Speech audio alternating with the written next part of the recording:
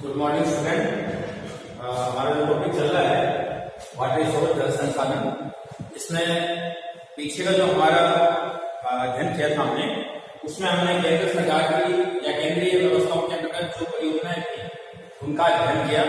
वर्तमान में हम जो राज्य सरकारों के द्वारा योजनाएं चलाई जा रही है उनका अध्ययन कर रहे हैं, और इन योजनाओं में सबसे इम्पोर्टेंट जो है वो है राजस्थान की।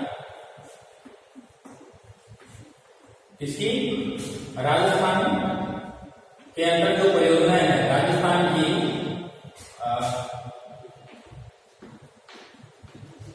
बहुउद्देश्य परियोजनाएं, राजस्थान की बहुउद्देश्य परियोजनाएं। राजस्थान के बहुउद्देश्य परियोजनाओं के अंतर्गत अगर हम बात करें तो बहुत सी परियोजनाएं हैं जो राजस्थान में कराती है। उन्हीं के अंतर्गत प्रमुख रूप से हम जो अध्ययन करेंगे, जो इन पूरे सिलेबस के अंतर्गत आपको दिया गया है, उसमें हम जो प्रमुख हैं, वैसे तो बहुत सी हैं, जो प्रमुख परियोजना है चंबल परियोजना,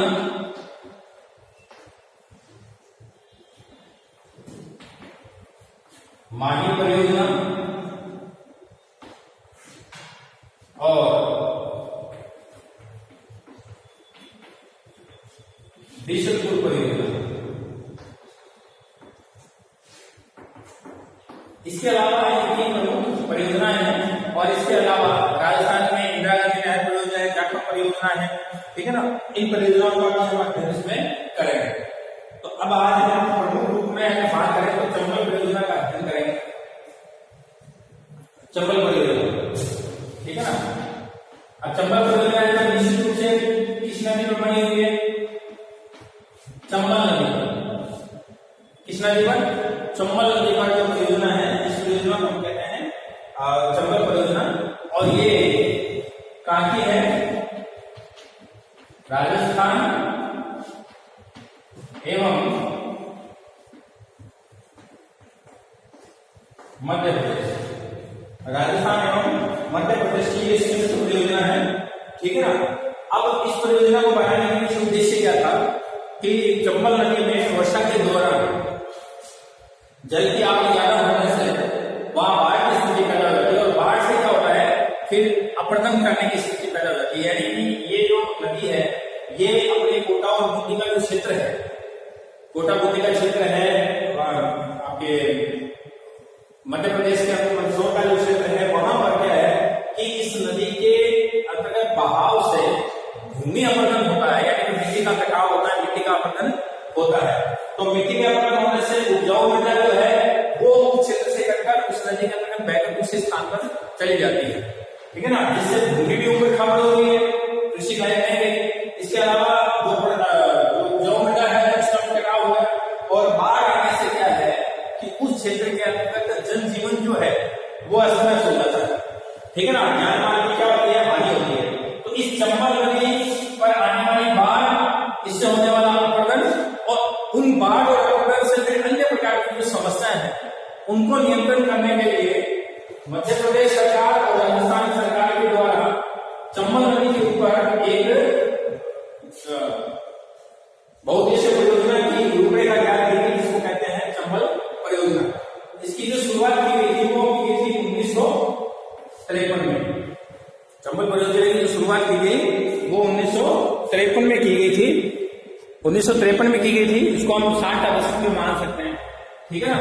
तो 1953 में एक ऐसी रूपरेखा तैयार की गई थी राजस्थान सरकार और मध्य प्रदेश सरकार के द्वारा कि एक ऐसी योजना बनाई जाए जिससे चंबल नदी के द्वारा आने वाली बाढ़ से नियंत्रण किया जा सके। इस बाढ़ के कारण जो जल है वो मिट्टी का जो अपरदन करता है उसकी रोकथाम की जाए, ठीक है ना। और इन दोनों व्यवस्थाओं से जो अन्य प्रकार की यहाँ के जनजीवन के सामने जो समस्याएं पैदा होती है उनसे छुटकारा पाया जाए, ठीक है ना। जल विद्युत की आपूर्ति हो जाए, है ना, नहरें बनाकर दूसरे क्षेत्रों में सिंचाई की व्यवस्था हो जाए, बाढ़ से नियंत्रण हो जाए, मिट्टी के कटाव कम हो।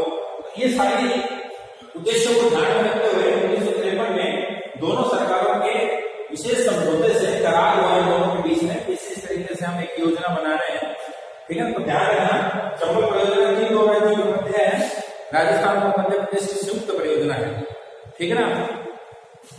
कब बनाई गई थी? 1953 में इसकी शुरुआत हुई। इसका उद्देश्य क्या था?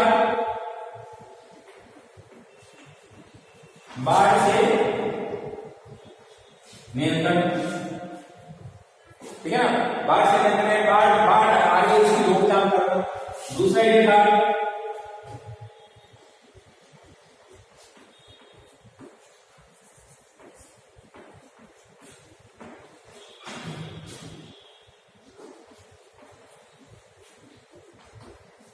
अब बाढ़ आएगी निश्चित रूप से जब जल प्रवाहित होगा तो मृदा का क्या होगा? कटाव होगा। तो जो बेटा जो क्षेत्रों से कटकर दूसरे अन्य स्थलों में चली जाएगी तो उस क्षेत्र की जो भूमि है वो अनुपजाऊ हो जाएगी। दूसरी बात है कि चंबल नदी जो है, चंबल नदी का जो अपरदन होता है ना, वो धूलि का अपरदन होता है,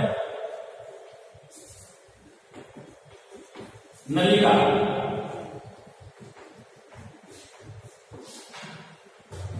कैसा होता है?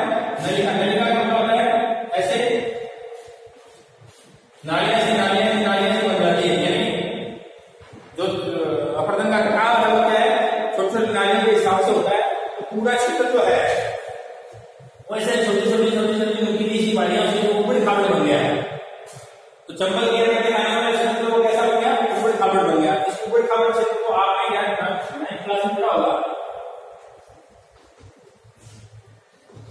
उत्खाद भूमि या बैडलैंड।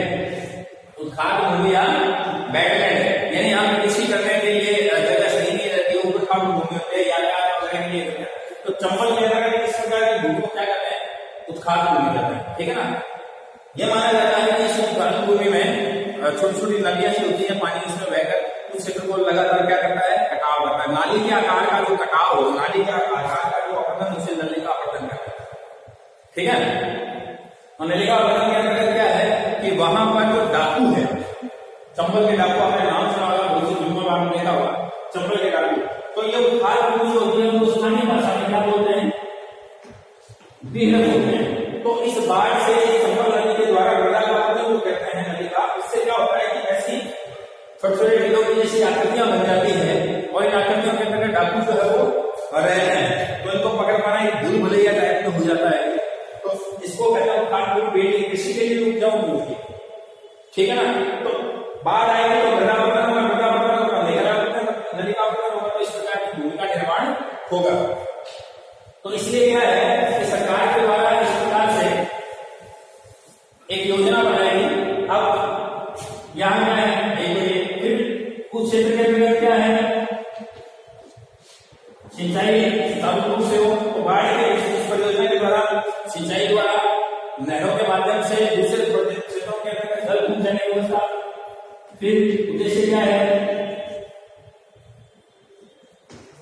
जल विद्युत, है ना, जल विद्युत का निर्माण होना, लोगों तक जल विद्युत पहुंचना। तो ये कुछ कारक थे जिनके द्वारा इस परियोजना का क्या किया गया?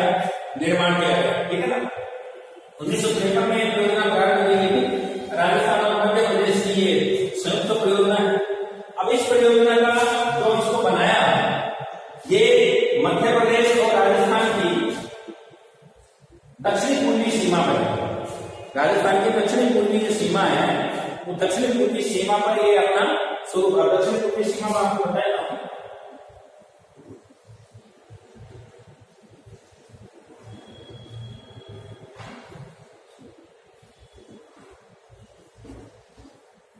ये वाला जो हिस्सा है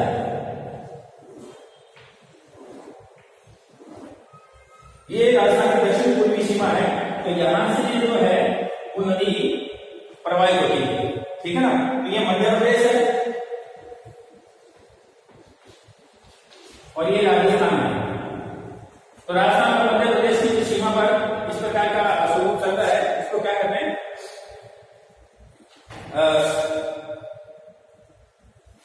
राजस्थान और मध्य प्रदेश की जो सीमा है, इस सीमा पर बनी संयुक्त परियोजना को क्या कहते हैं? चंबल परियोजना। चंबल नदी जो है ये चंबल नदी का स्रोत है। राजस्थान और मध्य प्रदेश की सीमा बनाती है चंबल नदी।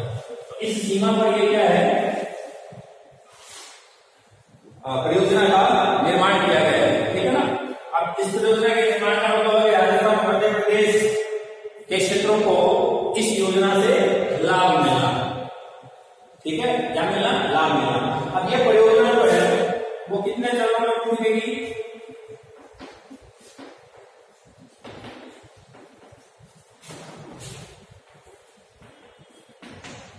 3 चरणों में पूरी की गई।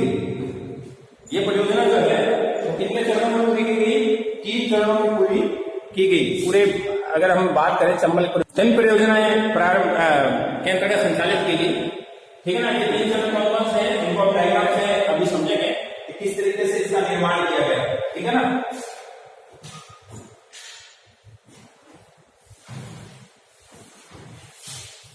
इसमें एक परियोजना जो है वो मध्य प्रदेश क्षेत्र के अंतर्गत आती है। दो जो एक चरण जो है उसके अंतर्गत इस परियोजना में जो बांध बनाया गया मध्य प्रदेश के अंतर्गत जिले में बनाया गया और मध्य प्रदेश के जिले में बनाया गया, और 2 योजना, 3 योजनाओं का जो चरण पूरा हुआ, बाकी की 2 चरणीय योजना और एक 1960 में कोटा की योजना थी, उसको पूरा किया गया वो राजस्थान की सीमा के अंतर्गत है, ठीक है ना।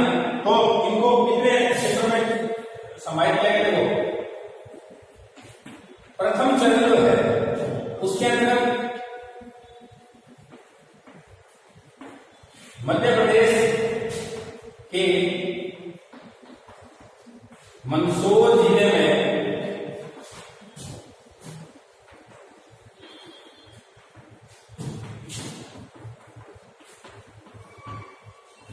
गांधी सागर बांध बनाया गया। गांव बनाया गया मध्य प्रदेश के मंदसौर जिले में गांधी सागर बांध बनाया गया। ये प्रथम योजना के तहत प्रथम चरण हुआ, ठीक है। द्वितीय चरण में क्या हुआ, द्वितीय चरण में चित्तौड़गढ़ के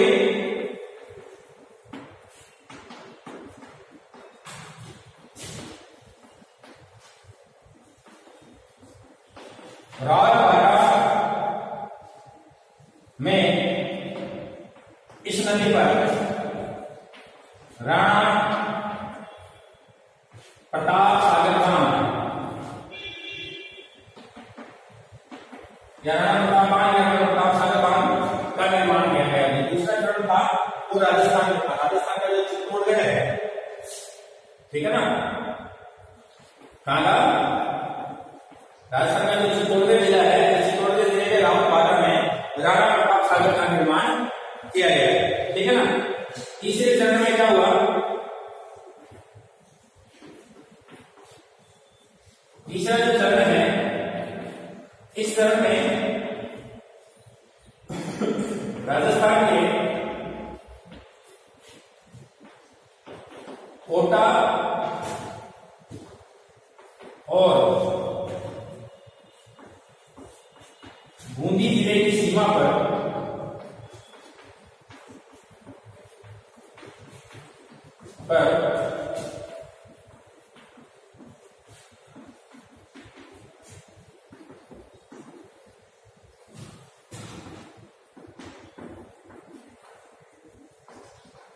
निर्माण किया गया, ठीक है ना। देखो कितने चरण में, 3 चरण, प्रथम, द्वितीय और तृतीय। तो प्रथम चरण में जो परियोजना बनी उसके अंतर्गत एक बांध बनाया गया जो मध्य प्रदेश के मंदसौर जिले में बनाया गया, और उस सागर का नाम क्या है, इस बांध का नाम क्या है, गांधी सागर बांध। दूसरा जो है द्वितीय चरण, उसमें चित्तौड़गढ़ के राजस्थान में रावतबाड़ा में राणा प्रताप सागर बांध का निर्माण किया गया है। याद रखना नाम, रावत का रावत, राणा रावत, याद रहेगा कहां है। तो चित्तौड़गढ़ जिले के रावतबाड़ा क्षेत्र के प्रश्न में राणा प्रताप सागर बांध का क्या किया गया, निर्माण किया गया। अब आपसे पूछ भी सकता है, डायग्राम में पूछ सकते हैं, वो भी बनाए हैं, ठीक है ना। तीसरा चरण जो है उसमें राजस्थान के कोटा और बूंदी जिले की जो सीमा है, उस सीमा के ऊपर एक बांध का निर्माण किया गया, इसको जवाहर सागर बांध के नाम से जाना जाता है। इसी व्यवस्था का अगर ध्यान में रखें तो 1960 के दशक में, दशक बोलते हैं 1960 का जो 10 साल का काल होगा, 60 से 70 का काल होता है, उसे 60 का दशक बोलते हैं ना। 1960 के दशक में ही कोटा में एक बांध बनाया, उसको कोटा बैराज नाम दिया। क्या नाम दिया, कोटा बैराज। 1960 के दशक में एक और बांध बनाया गया, जिसे जो कोटा में बनाया गया, द्वार सागर बांध के क्षेत्र के पास में ही इसको बनाया गया, कोटा में बनाया गया, इसको कहते हैं कोटा बैराज। और यहाँ से क्या निकालेगी, नहरें निकालेगी, ठीक है ना। और इन नहरों से कोटा जिले के अधिकतम गांवों को, ठीक है ना, कोटा शहर को और अधिकतम गांवों को पेयजल और सिंचाई के लिए जल उपलब्ध करवाने के लिए इस प्रकार के कोटा बैराज का निर्माण किया गया, ठीक है। तो चंबल परियोजना थी, ये चंबल परियोजना के अगर बात करें तो 1953 में प्रारंभ की गई थी। राजस्थान और मध्य प्रदेश की ये क्या है, संयुक्त परियोजना है, ठीक है ना। परियोजना का जो उद्देश्य था बाढ़ से नियंत्रण, मृदा के अपरदन की रोकथाम, सिंचाई के लिए जल उपलब्ध, पेयजल के लिए जल उपलब्ध, ठीक है ना, जल विद्युत का उत्पादन। अब यहाँ इनके सबके ऊपर जल विद्युत संयंत्र भी लगाए गए हैं। इन क्षेत्रों में क्या किया, जहां जहां बांध है वहां जल विद्युत संयंत्र लगाया गया, जहां से जल विद्युत का उत्पादन किया जाता है। इनको 3 चरणों में पूरा किया गया। प्रथम चरण जो है मध्य प्रदेश के मंदसौर जिले में सागर बांध, द्वितीय चरण में चित्तौड़गढ़, राजस्थान के चित्तौड़गढ़ के रावतबाड़ा में राणा प्रताप सागर बांध का निर्माण, तीसरा चरण राजस्थान के कोटा और बूंदी जिले की सीमा पर द्वार सागर बांध का निर्माण किया गया। वहीं कोटा में 1960 के दशक में, 1953 में बने गए, लगभग वहीं उसी दशक के अंतर्गत क्या हुआ कि कोटा में कोटा बैराज बनाया गया, जहां से नहरें निकालने के लिए एक बांध बनाया गया। और ये द्वार सागर बांध के अंतर्गत ये कोटा बांध बनाया गया, यहाँ से नहरें निकाली गई जो कोटा शहर, कोटा जिले के बहुत से क्षेत्रों को पेयजल सिंचाई इसके लिए जल उपलब्ध करवाने के लिए, ठीक है ना। तो इससे क्या हुआ कि कोटा बैराज से कोटा क्षेत्र के, कोटा क्षेत्र के जो एरिया लगते हैं उनको नहर के हिसाब से नहरी तंत्र का क्या किया गया, विकास किया गया और इस योजना को पूरा बढ़ाया गया। तो हमारी प्रथम योजना है राजस्थान के अंतर्गत चंबल परियोजना, वो पूर्ण हुई। दूसरी जो हमारी परियोजना आती है वो परियोजना माई परियोजना के नाम से जानी जाती है।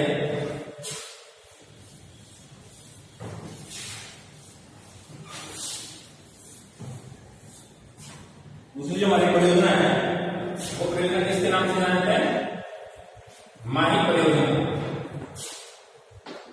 कौन सी परियोजना, माही परियोजना।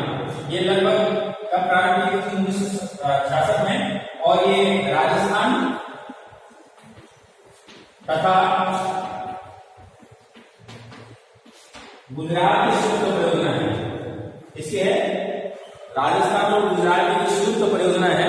तो कौन सी परियोजना है, माही परियोजना है। और इसका प्रारंभ कब किया गया था, 1966 में इसको बनाया गया था।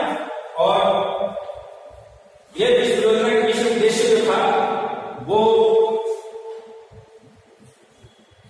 बांसवाड़ा, डूंगरपुर, इनके आदिवासी क्षेत्रों के जो लोग हैं उनको सिंचाई की सुविधा उपलब्ध करवाना, उनको जल विद्युत उपलब्ध करवाना, उनको पेयजल उपलब्ध करवाना, ये कुछ उद्देश्य थे। इन उद्देश्यों के माध्यम से इस परियोजना का निर्माण किया गया। अब इस परियोजना के अंतर्गत क्या है कि जो माही नदी है, माही नदी, ठीक है ना, कौन सी नदी, माही नदी, ये क्या है, विंध्यन जो पर्वत है उससे निकलती है। तो विंध्यन पर्वत से निकलने वाली माही नदी से डूंगरपुर और बांसवाड़ा क्षेत्र के आर्थिक विकास के लिए यहाँ पर एक योजना बनाने की योजना शुरू की गई 1966 में कि जो डूंगरपुर और बांसवाड़ा के क्षेत्र है, जो आदिवासी लोग हैं, उनका आर्थिक विकास हो, उनको सिंचाई के लिए जल उपलब्ध हो, उनको पेयजल के लिए जल उपलब्ध हो, जल विद्युत उनको उपलब्ध हो। इस आधार पर राजस्थान और गुजरात में 1966 में एक करार हुआ, एक समझौता हुआ कि विंध्यन पर्वत से निकलने वाली जो माही नदी है इसके ऊपर हम बांध बनाएं।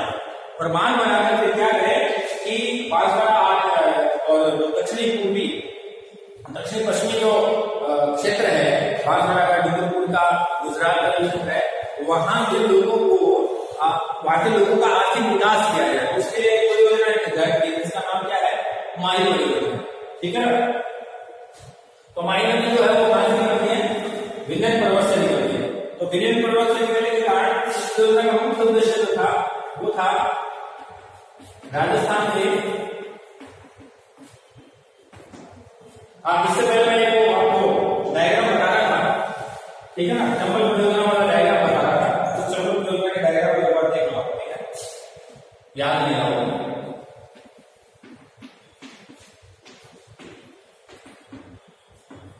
चंबल परियोजना, ठीक है। अब इसमें देखो, यहां से ये नदी जो है वो चंबल नदी है। कौन सी नदी है? चंबल नदी। इस चंबल नदी के अंतर्गत 3 प्रकार के बांध जो है उनका निर्माण। चंबल परियोजना के अंतर्गत अगर हम देखें तो ये चंबल परियोजना का स्वरूप है, ठीक है ना। इसमें अगर हम बात करें तो ये मध्य प्रदेश का क्षेत्र है, ये वाला हिस्सा जो मध्य प्रदेश का, और ये वाला जो हिस्सा है वो राजस्थान का।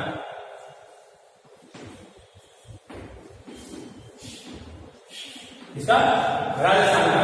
अब यहां से देखो, ये जो चंबल परियोजना का रूप आता है, चंबल परियोजना यहां से लेके इस क्षेत्र में यहां, ठीक है ना। अभी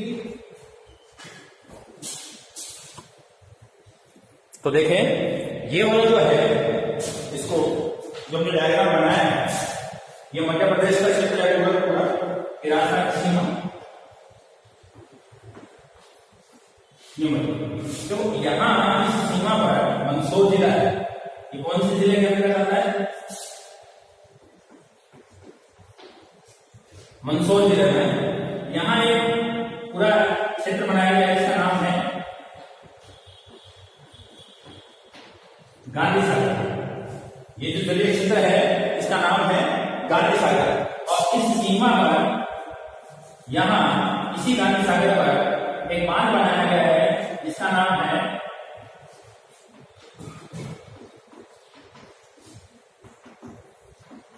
गांधी सागर बांध।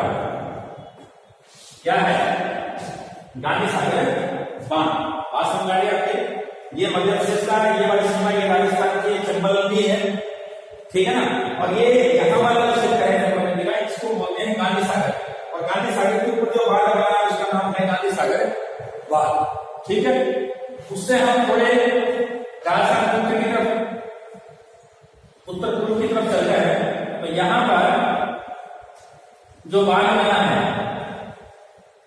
ठीक है ना, इस बांध का नाम है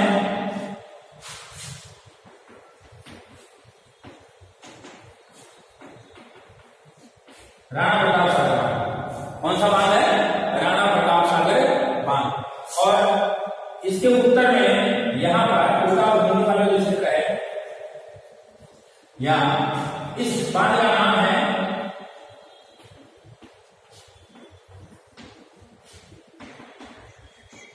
मैप में देखा रहता है ज्वार सागर बांध बताइए, राणा प्रताप सागर, गांधी सागर बांध। देखो मध्य प्रदेश और ये सीमा होगी, ठीक है ना। मध्य प्रदेश में गांधी सागर है, तो गांधी सागर के ऊपर जो बांध बनाया गया इसका नाम है गांधी सागर बांध, ठीक है। दूसरा जो है वो है उसके उत्तर में अगर हम जाएं तो उत्तर की स्थिति को ज्ञात कर रहे हैं। इस उत्तर की स्थिति के अंदर हमने देखा कि यहाँ कौन सा बांध है? राणा प्रताप सागर बांध। राणा प्रताप सागर बांध का है चित्तौड़गढ़ के रावलभाटा क्षेत्र में, है ना, जो बांध बनाया गया है इसका क्या नाम है? राणा प्रताप सागर। कोटा और बूंदी की जो सीमा है उस पर जो बांध बनाया गया है इसका नाम है ज्वार सागर बांध। अब इसी क्षेत्र में, इसी ज्वार सागर बांध में यहाँ की तरफ एक कोटा में बांध बनाया, इसका नाम है कोटा बैराज। कौन सा नाम है? कोटा बैराज, ठीक है ना। ये कोटा बैराज है, तो कोटा बैराज यहाँ इस कोटा में बनाया गया है। कोटा बैराज जो कहाँ बनाया गया है? कोटा में बनाया गया है। ज्वार सागर बांध, राणा प्रताप सागर, गांधी सागर बांध, ठीक है ना। मध्य प्रदेश का ये क्षेत्र है, ये सीमा है उसकी। ये तो गांधी सागर बांध पर जो मंदसौर जिले के, मध्य प्रदेश के मंदसौर जिले में जो बांध बनाया गया उसका नाम क्या है? गांधी सागर बांध। राजस्थान के चित्तौड़गढ़ जिले में रावलभाटा पर जो बांध बनाया गया वो कौन सा बांध है? राणा प्रताप सागर। कोटा और बूंदी जिले की सीमा पर जो बांध बनाया गया वो ज्वार सागर बांध। और इसी बार कोटा के अंदर, इसी बांध से कोटा में जो बैराज बनाया गया कोटा बैराज, और यहीं से क्या निकाली गई है, फिर नहर निकाली गई। इन नहरों से कोटा क्षेत्र के आसपास में जो कोटा जिले के अंतर्गत सिंचाई की और जल की पेयजल की उपलब्धता जो है वो इस मार्ग के द्वारा करवाई जाती है। ठीक है, तो ये डायग्राम था, इसे थोड़ा सा समझ लिया।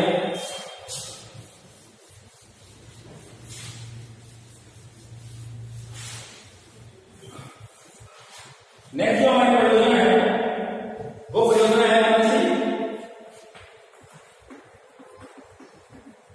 माही परियोजना। कौन सी परियोजना? माही परियोजना। तो माही परियोजना जो थी वो मध्य प्रदेश और राजस्थान सरकार, कौन सी? मध्य प्रदेश और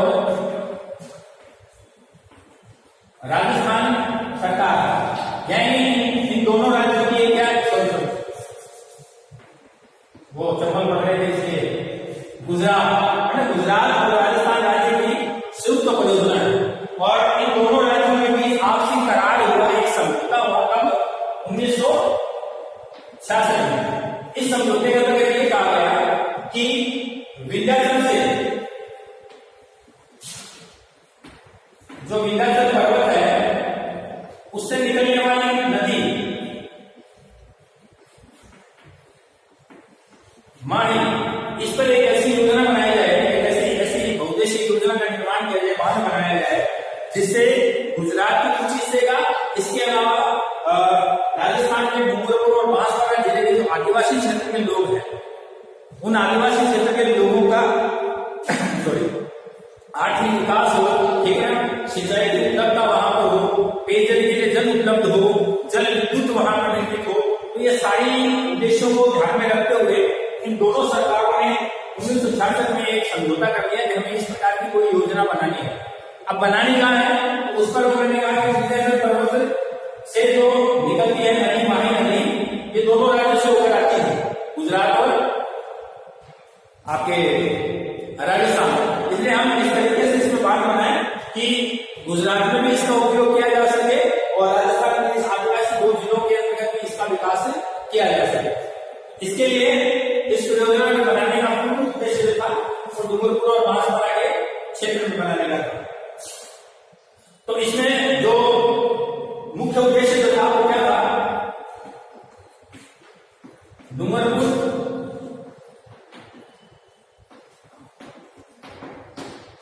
बांसवाड़ा के आदिवासी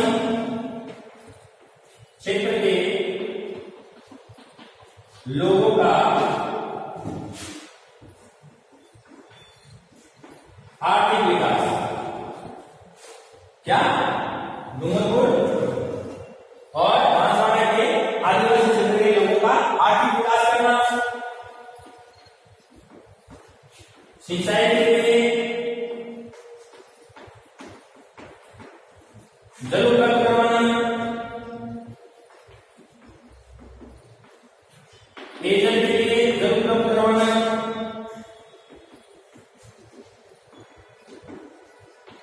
जल विद्युत का निर्माण, ठीक है ना। तो ये कुछ उद्देश्य थे। इन उद्देश्यों के लिए राजस्थान और गुजरात की सरकार थी, इन दोनों ने समझौता करके और माही बाजार सागर योजना का शुभारंभ किया, ठीक है ना। अब इसको जो बनाया गया था तो बांसवाड़ा का, ठीक है ना, बांसवाड़ा का और डूंगरपुर का जो है उस क्षेत्र के विकास के लिए इसको बनाने की प्रक्रिया थी। तो इसके लिए ये माही परियोजना जो है, इसका नाम पूरा जो है वो है माही बाजार सागर परियोजना। गुजरात राजस्थान में एक माही बाजार परियोजना जो है इस पर आए हैं, एक परियोजना लागू करनी है, ठीक है ना। आदिवासी और डूंगरपुर और बांसवाड़ा के क्षेत्र के लोगों के विकास के लिए। तो इसमें क्या किया गया कि 2 जगह बांध बनाया गया है, ठीक है ना। एक तो बनाया गया है गुजरात में, तो गुजरात में जो बांध बनाया है वो गुजरात सरकार का पैसा लगा उसमें।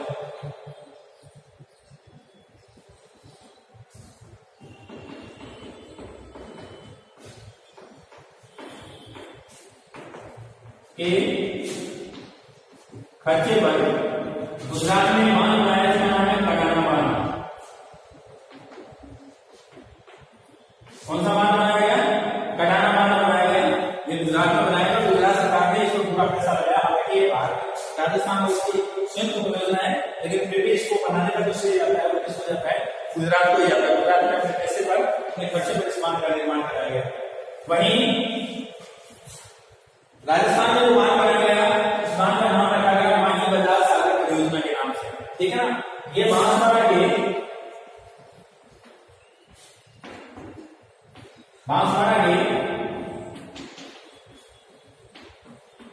बोरखेड़ा में बनाया गया। कहां बनाया गया?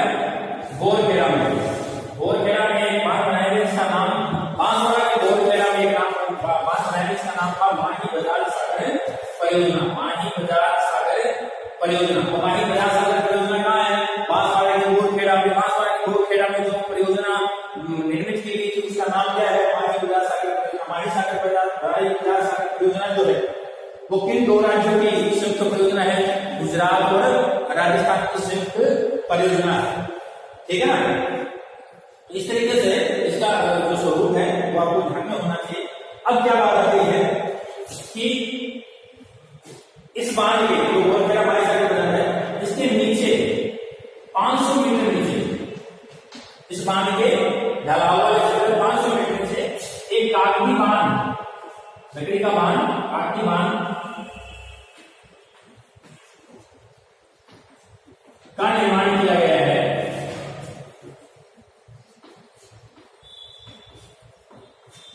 इसका निर्माण किया काटनी बांध का निर्माण। इसका निर्माण क्यों किया गया है? नहरी तंत्र को विकसित करने के लिए।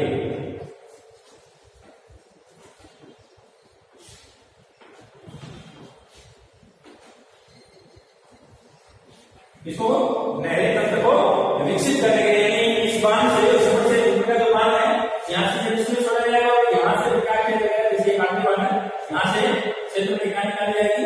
नहरें निकाली जाएगी, जिससे सिंचाई के लिए जल उपलब्ध करवाना, पेयजल के लिए आसपास के क्षेत्र को जल उपलब्ध करवाने की दृष्टि से इस बांध का निर्माण करवाया गया है। ठीक है ना? इस बांध पर, ये जो बांध है, इस बांध पर दो जल विद्युत ग्रहों का